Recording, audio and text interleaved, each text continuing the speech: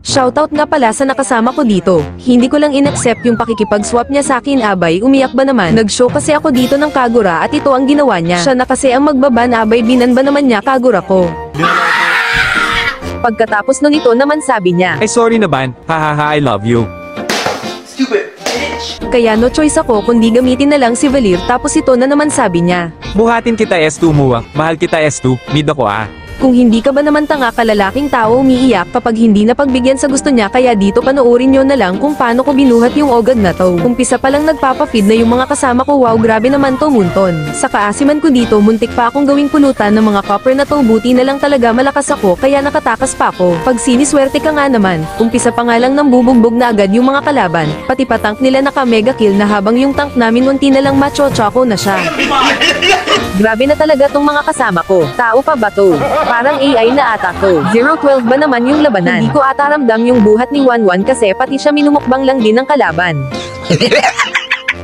May patalon-talon pa siyang nalalaman, kunyari matapang pumasok ba naman sa kalaban kaya tulog na naman yan. Baog na nga siya, nakukuha pa niyang lumabas sa tore niya. Nagka-load pa kasi tong mga dark system na to. Kung sino ka mang 11 ka, kung makikita mo to sana masira na CP mo, ang landi mo na nga, nagpapabigat ka pa sa laro. Hindi na lang talaga ako nagsasalita dito kasi nagfo-focus na lang ako kasi bubuhatin ko pa tong mga ogag na to, kalalaking tao ang bibigat. Akala ko star ko lang papatasin ko, pati pala stars ng mga kasama ko. Kung ikaw man lang magiging boyfriend ko 11, mas mabuti nang maging single na lang. Grabe ang lala, kaya panoorin nyo na lang paano ko sila binuhat dito.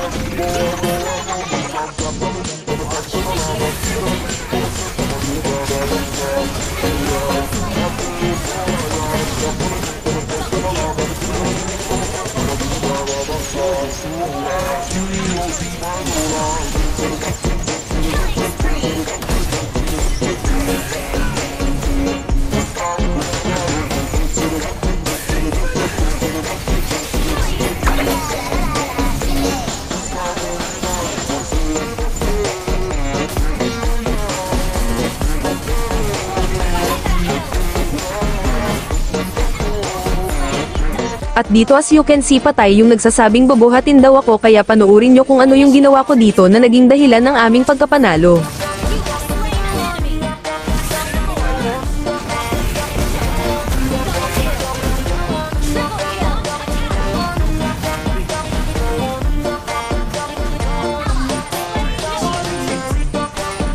Pagkatapos nun ito sabi ni 11, kaya sinagot ko naman ng huyo.